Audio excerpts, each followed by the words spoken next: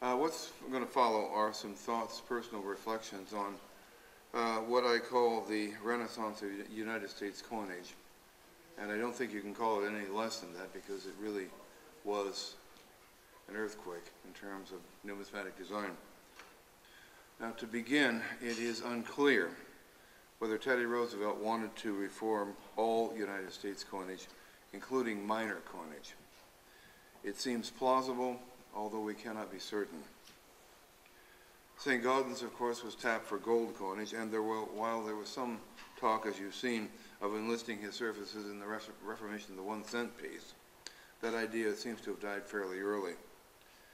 And when we take into account the fact that the next denominations to be reformed after the double eagle and eagle were also gold, the quarter eagle and the half eagle, I think we're safe in saying that Roosevelt was more concerned about the capstones of the U.S. monetary system than about the humbler members of the series.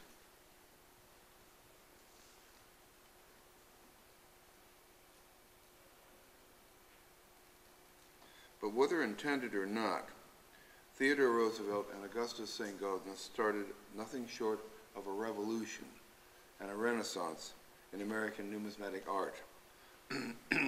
Between 1907 and 1921, every circulating American coin was changed, and every one was changed for the better.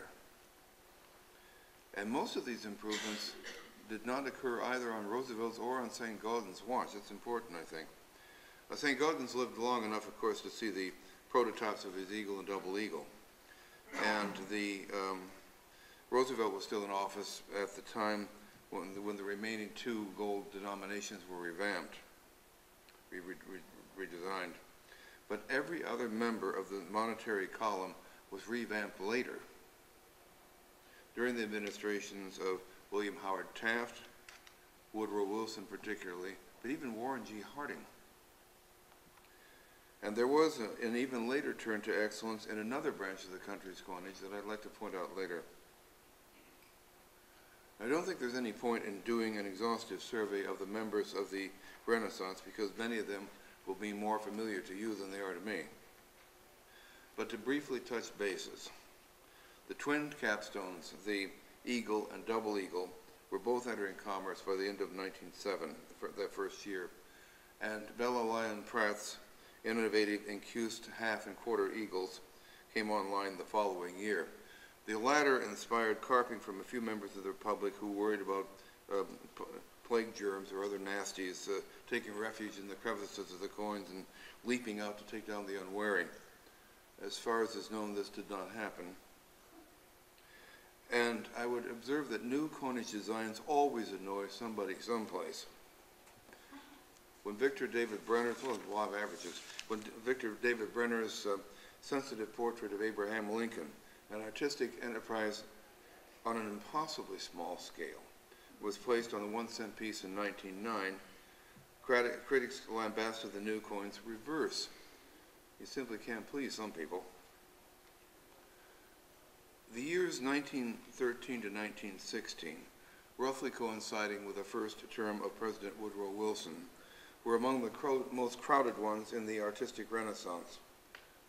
The beginning of 1913 saw the replacement of what I consider one eminently banal coin, the Liberty Head nickel, featuring a head of the goddess looking rather much like a waitress to me, complete with a pointy cap, with what is, for my money, the best design ever employed on an American minor coin.